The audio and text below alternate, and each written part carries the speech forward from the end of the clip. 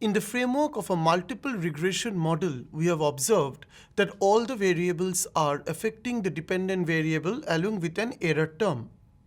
So since we are considering more than one independent variable, which is a point of departure from bivariate regression model to multiple regression model, there is a possibility that the variables are correlated with each other. And if this problem persists, we call it a problem of multicollinearity. And in such case, we are violating basically the OLS assumptions. So to explain on the problem of the multicollinearity, we shall be visiting on the concept of this term, what are the consequences on the OLS estimators, and how can we correct this problem. So in order to proceed for this, we go for the concept of multicollinearity. Here we observe that multicollinearity is basically affecting the individual regression estimates. So it is basically the collinearity or the association among the independent variables that we consider in the study. So as a result of that, first of all, in any data analysis, we identify the regressors or the explanatory variables. After it is being identified, we proceed for the estimation. And after the estimation is being made out, we go for the appropriate variables which are correlated with each other. So this basically captures the element of correlation and how the multicollinearity actually poses a problem. And if this problem persists, then the individual effect of any independent variable cannot be figured out. And so there is a corrective procedure also meant out. So now we move on to this particular slide where we observe a kind of a Venn diagram to show the representation of how the independent variables may be related. If we refer to point number A, where we observe that no collinearity, that means we consider three variables where x2 and x3, which are basically affecting the dependent variable y. So we observe that x2 and x3 are individually affecting y, but there is no common or intersection between x2 and x3. So since there is no intersection between x2 and x3, we say that x2 and x3 are independent of each other or there is no collinearity between them. Now if we proceed for point number B, which says low collinearity, that means here also we observe y is the dependent variable where x2 and x3 are affecting y indeed, but the commonality between x2 and x3 is very less. So the intersection zone is shown by the shaded portion and which is very small. And since the shaded portion is very small, we say that there is a low collinearity between them. But actually it affects partial multicollinearity problem. If we move to point number C, which says moderate collinearity, because here the shaded portion is comparatively bigger than the point number B, where we observe x2 and x3 are related with each other and they are basically collinear. Now in point number D and point number E, we go for the high and the very high cases. In point number D, we observe that x2 and x3 are correlated with each other, and not only that, the shaded region or the intersection region is quite bigger. And in point number G, we observe that x2 and x3 are highly correlated with each other. That means in this particular slide, we are getting a pictorial representation of how the independent variables are related with each other, and we are actually proceeding from no collinearity to very high collinearity. And this actually projects the problem of multicollinearity in the data set. In order to go for this, we need to understand why this problem is important or what is the relevance of this multicollinearity problem. In order to do this, we observe two important findings. If we go for a perfect multicollinearity problem, then we will find that only one variable captures the effect of all the others, and as a result of that, we cannot find out the value of the estimates. The result is undefined or indeterminate, and the standard errors are infinite. This happens if one variable is actually taking care of all the others. For example, in a health sector, suppose you want to do a work on how the life expectancy gets affected. So if we take all the health related variables, it may observe that the government expenditure is affecting all of them, and thereby the variables are correlated with each other. So one variable takes care for everything. That is an example of a perfect multicollinearity. Secondly, multicollinearity is less than perfect. It means that suppose we have x1, x2, x3, x4 are the independent variables, out of which x2 and x3 are correlated with each other. That means x1 and x4 are independent, but x2 and x3 cannot be taken together because they have a strong association between them. So here also we observe that the standard errors will be large, but that also will project some kind of consequences or indications or detection of the problem. So here we observe that multicollinearity can be perfect or it can be less than the perfect, and accordingly the corrective steps to be taken up. So now the question comes, why multicollinearity is needed? Why is it important? Because we need to understand in a classical linear regression model the assumption of no multicollinearity. So among all the OLS assumptions, this is one of the basic assumptions that there is no multicollinearity. So the problem is why there should be no multicollinearity. If it is there, what are the problems we can expect? So if it is perfect, then we have already observed that the regression coefficients are indeterminate. That means we cannot say that the regression coefficients are determined and the standard errors are infinite. So this basically questions on the accuracy of the estimates. And secondly, if they are less than perfect, then also the standard errors will be large, but the estimates will be determined, it can be computed, but the standard errors will be large, and so the coefficients cannot be estimated with accuracy. So it's a problem of accuracy, it's a problem of prediction if the moderate multicollinearity problem exists. So two important detections we have. In first case, the standard errors are infinite. In the second case, the standard errors are large. But most importantly, if the multicollinearity problem is moderate, then the regression estimates can be computed but not with absolute accuracy. So that basically boils down to the problem that why is it important in the context of a regression model. Now we proceed for the consequences of this problem. So we have observed in the previous discussion that multicollinearity is a problem of association among the independent variables, which is highly pronounced in case of a multiple regression model, where more than one variable affects a dependent variable. Secondly, multicollinearity can be high, can be low, can be moderate. If it is very high, then the standard error will be infinite and we cannot estimate the unknown parameters of the population. If it is low or moderate, then estimates can be done, standard errors will be very large, but it cannot be done with perfect accuracy.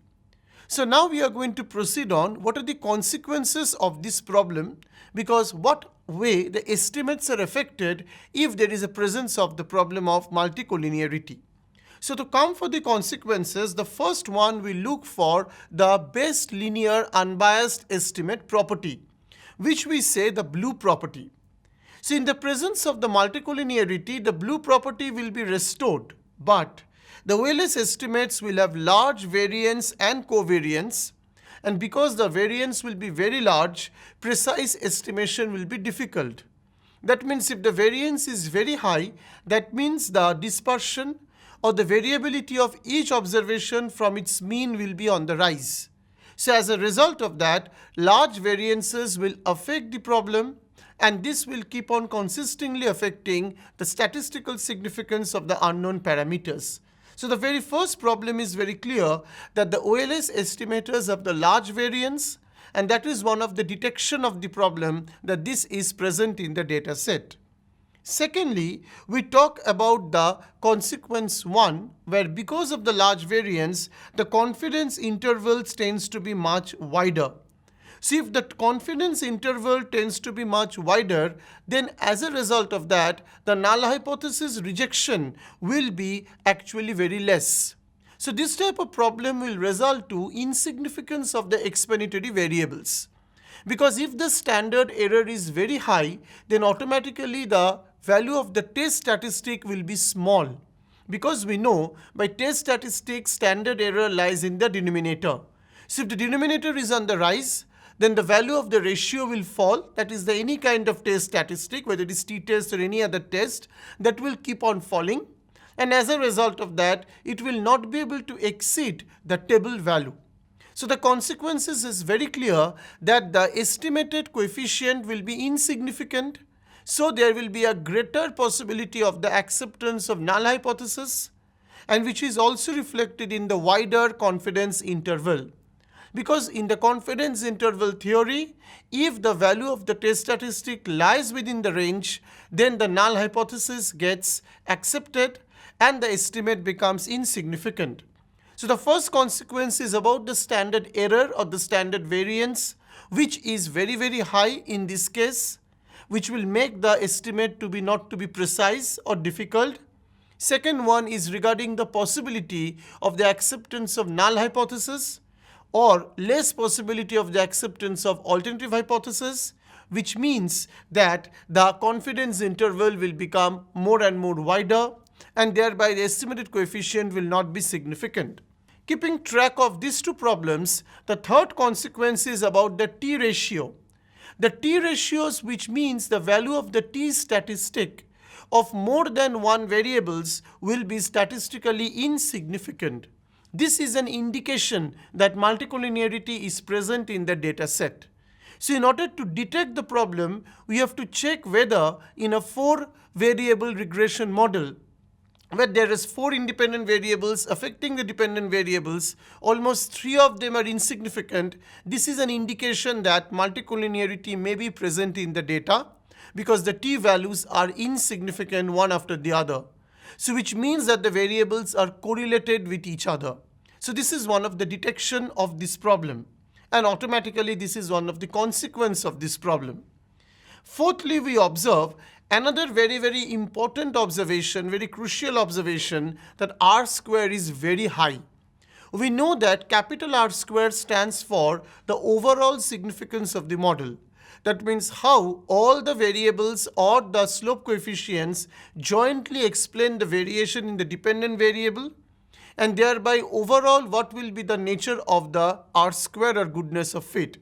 So if the R square comes out to be very high, which means almost the explained variation is near to 100%, and which gives us a kind of a confusion or ambiguity or some kind of contradictions, that this model has a problem of multicollinearity. So these are the symptoms. So R square maximum value can be 1 or 100%.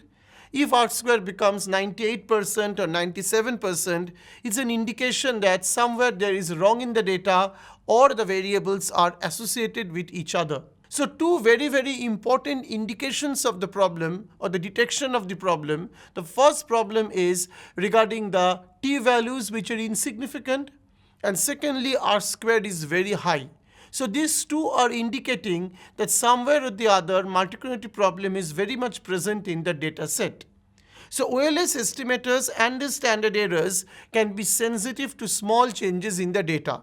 So if after detecting the problem any kind of correction is being done, then we can take care of these two problems. So that means among all the 5 consequences, the 3 consequences are very pertinent. Firstly, we talk about very high standard error.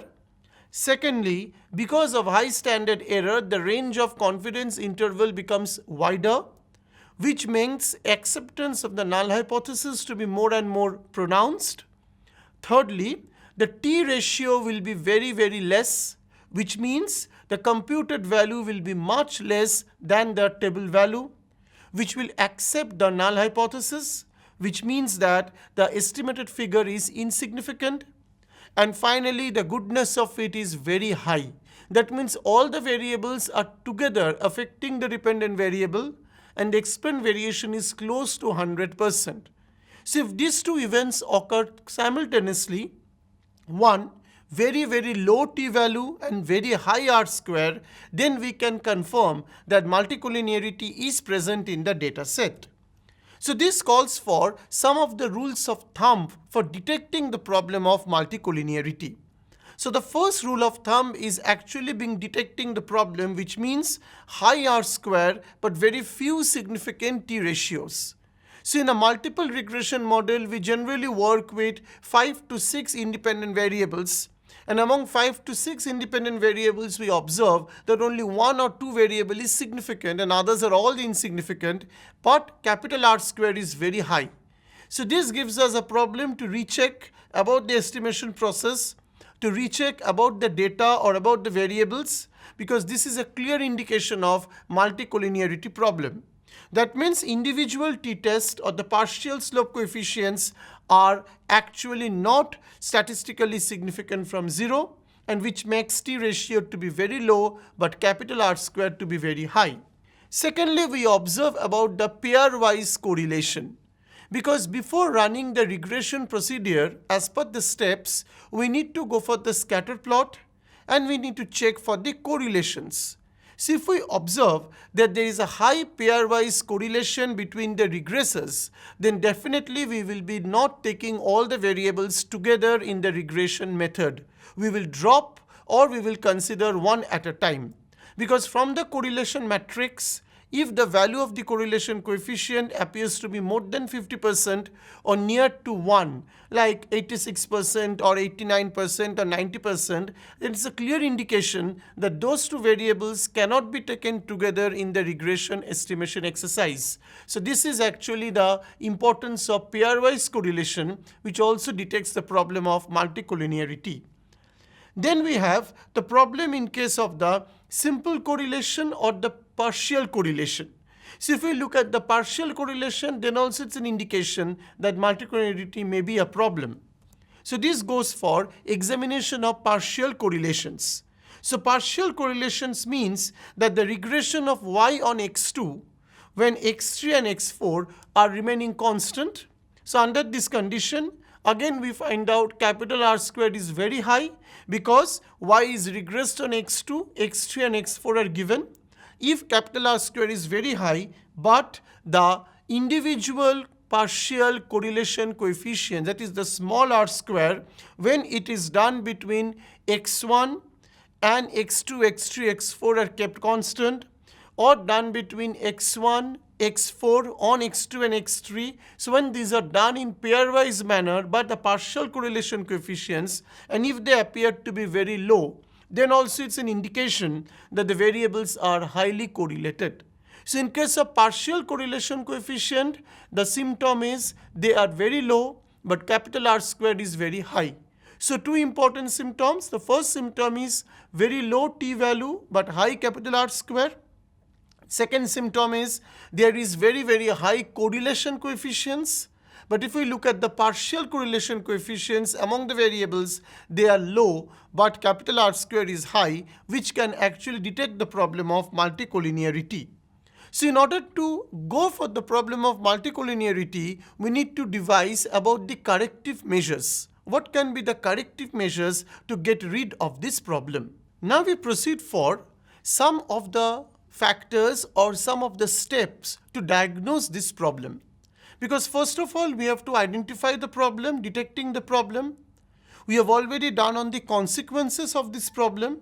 And now we proceed to the diagnosis of this problem. That means how the problem of multicollinearity can be corrected or what can be the remedial measures. So to go for this, first of all, we go for the issue of tolerance. Tolerance refers to acceptability. It means that a measure of the percentage of variation in the predicted variable that cannot be explained by the other predictors. For example, a very small tolerance means predictor is redundant. So in this case, we all actually want to say that if the tolerance level is very low, then multicollinearity problem is present. That means how can we tolerate the association among the variables? If it does not affect the estimates too much, then we can go away with it. Otherwise, if the tolerance level is more than the acceptability limit, then the multicollinearity problem needs to be corrected or detected. So this goes for, to understand the tolerance level, we actually have to compute a statistic which is called variance inflation factor or VIF. So this variance inflation factor is the indicator that the other independent variables have on the standard error of the regression coefficient. That means the other independent variables, meaning the variables which are not related with each other, what is their impact on the regression coefficient, and we go by the VIF or the variance inflation factor. So variance inflation factor is inversely proportional to the tolerance. That means if the variance inflation factor is very high, then the tolerance will be less, and accordingly we have to get away with the problem. If the variance inflation factor is very low, then the tolerance is higher. So tolerance and VIF or variance inflation factor are inversely proportional to each other. So there is a rule of thumb that if the VIF is very high, then there is a high degree of multicollinearity problem, and which is actually more than 10. So the rule of thumb is that if VIF is more than 10, then the problem of multicollinearity problem is there and we need to check it. But if it is less than 10, then the tolerance level is very, very high, and so we can continue with this problem.